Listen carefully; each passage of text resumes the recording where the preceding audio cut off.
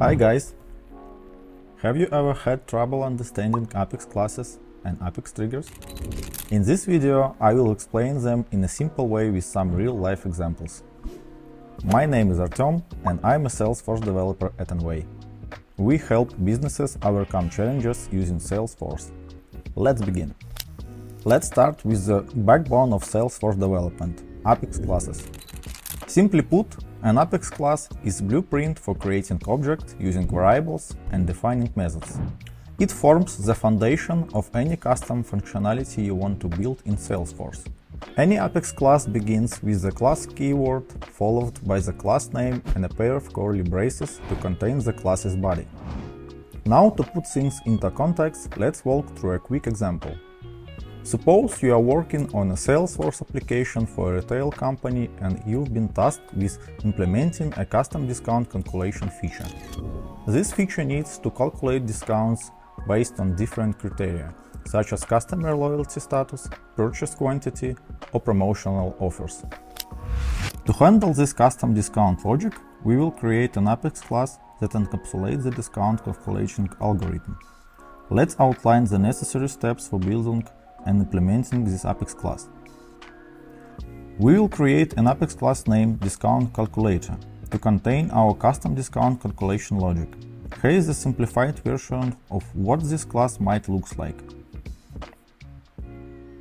We define a public class Discount Calculator to encapsulate our discount calculation logic. Inside the class, we create a public static method named CalculateDiscount that takes the original price, purchase quantity, and premium customer status as input parameters and returns the discounted price.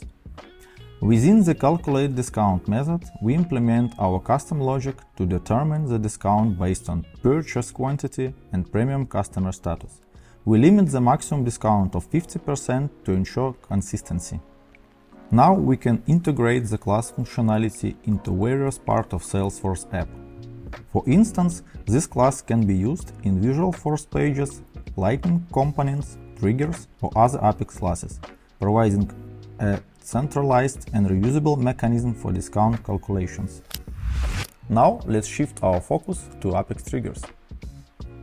These dynamic bits of code are designed to respond to specific events within Salesforce, such as record creation, updates, or deletions. Apex triggers are pivotal in automating tasks and enforcing data consistency. When creating an Apex trigger, you use a specific syntax that's distinct from regular Apex classes. Here is a hands-on example. Imagine you are working with a sales team and you want to ensure that every new lead added to your Salesforce database receives prompt follow-up. However, with a growing volume of leads manually assigned, follow-up tasks become a hard task. First, we will need to write the Apex trigger to capture the after insert event for new leads and initiate the follow-up task assignment. Here is the basic code structure for the trigger. So, what happens there? We define the trigger lead trigger to operate on the lead object after it's been inserted into database. The after insert event ensures that the trigger fires once the new lead records are added. For each new lead, we create a follow-up task using the lead details and designate it to the appropriate sales representative. We then insert the newly created task into the system. Once this trigger is activated, every time a new lead is added to the Salesforce database, a follow-up task will be automatically assigned to the chosen sales representative, ensuring that no lead splits through the cracks. Well, that's it. Don't forget to subscribe and hit the like button. Stay tuned for more awesome Salesforce content. Bye!